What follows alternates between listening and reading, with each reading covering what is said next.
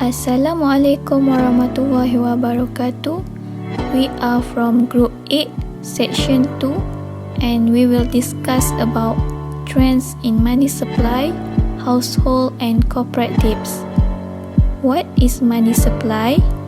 M1, M2 and M3 are all part of money supply. M1 consists of two components such as currency in circulation and demand of current account deposits in the banks. M2 includes all the elements of M1 as well as new money. M3 includes M2 as well as large time deposits, institutional money market funds, short-term repurchase agreements, and larger liquid funds. The growth of money supply is different in every country, including Malaysia and Australia. The trends of money supply for both countries, Malaysia and Australia, fluctuates from 2010 to 2019. If the money supply grows rapidly during recession, its lower interest rate and increased investment spending. Meanwhile, the slower growth of money supply during expansions raises interest rates and reduces investment spending and also aggregate demand. When one combines the effect on both recession and recoveries, monetary policy reduces the swings in economic activity.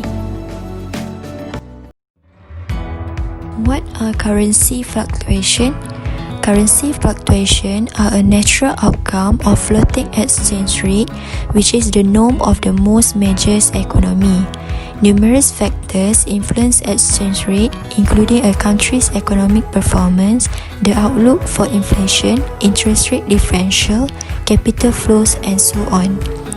A currency's exchange rate is typically determined by the strength or weakness of underlying economy. As such, a currency's value can fluctuate from one moment to the next. Currency fluctuation on the economy can impact merchandise trade, economic growth, capital flow, inflation, and interest rate. Next, moving on to the interest rate. The definition of interest rate is the cost of borrowing money. It is the compensation for the service and risk of lending money. In both cases, it keeps the economy moving by encouraging people to borrow, to lend, and to spend. But prevailing interest rates are always changing and different types of loan offer different rates. Furthermore, I want to explain how interest rates are determined. The first one is supply and demand. Interest rate level are a factor of the supply and demand of credit. An increase in the demand for money or credit will raise interest rate and vice versa. Conversely, an increase in the supply of credit will reduce interest rate and vice versa. Second is inflation. Inflation will also affect interest rate levels. The higher the inflation rate, the more interest rates are likely to rise. This occurs because lenders will demand higher interest rate as compensation for decrease in purchasing power of the money they are paid in the future. In economics, levels of households are also known as household income. Household income is the combined gross income of all members of a household who are 15 years old or older. Individuals do not have to be related in any way to be considered members of the same household. There are two types of household income: median household income and also mean household income. Median household income is the income amount that divides a population into two equal groups, half having an income above the amount and half having an income below that amount. However, mean household income is the total income of all households combined was equally distributed among all households. In 2019, mean income in Malaysia was RM7,901 ringgit, while Malaysia's median income recorded at 5,873 ringgit. In terms of growth, median income in Malaysia grew by 3.9% per year in 2019 as compared to 6.6% in 2016. In contrast, the United States median household income was $68,703 in 2019, an increase of 6.8% from the 2018 median of $64,324.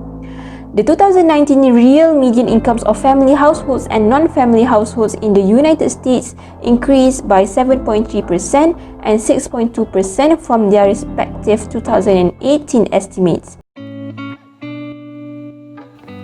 Corporate debt is companies' liabilities in order to raise its working capital requirements and long-term investments. Among the types of corporate debt is corporate bond. What is corporate bond? Corporate bonds is a type of debt security issued by company or corporations to the investor. An investor who buys a corporate bond is basically lending money to the corporation in return for the interest payments. There are three types of corporate bonds according to the maturity date. Among them are short-term, medium-term, and long-term. Risks of corporate bonds include credit or default risk, interest rate risk, inflation risk, liquidity risk, and call risk.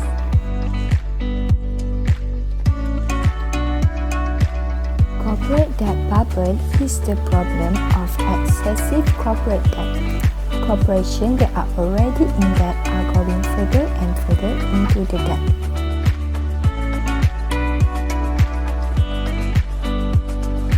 As of June 2020, the outstanding amount of Malaysian bonds is at 1.39 billion. Corporate bonds made up 24% of the outstanding amount. Corporate Islamic bonds has a higher outstanding amount of 254.96 compared to the corporate conventional bonds with an outstanding amount of 84.74 billion. There are a few relevant issues that arise from this topic. One of the questions is how can central banks increase money supply? The Central Bank of Malaysia is Bank Negara Malaysia, or in short BNM. Its main aim is to issue currency, act as a banker and advisor to the government of Malaysia, and regulate the financial institutions, the credit system and monetary policy of the country. The mechanisms used by central banks to raise or decrease the amount of money in the banking system are called monetary policy. The first policy is by reducing interest rate. Central banks can adjust their money supply by changing short-term interest rates. By lowering the discount rate that banks pay for the short-term loans from the central bank, BNM will effectively increase the liquidity of the money. The second policy is by printing more money. This approach is carried out by BNM but is dictated by the government. Next, if BNM buy government securities or corporate bonds, people who are holding the bonds have more money to spend, therefore lead to an increase in the overall money supply. Lastly, by lowering the reserve requirements, banks are able to loan more money, which increases the total availability of money in the economy. Unfortunately, there are a few disadvantages of monetary policy. First, it does not guarantee economy recovery because not all customers will have the confidence to invest and benefit from low interest rates. Second, it is not very useful during global recession. The export sector will suffer as a result of lower interest rates. And last but not least, monetary policy could discourage businesses to expand. Thank you for watching. I hope you guys enjoyed this video.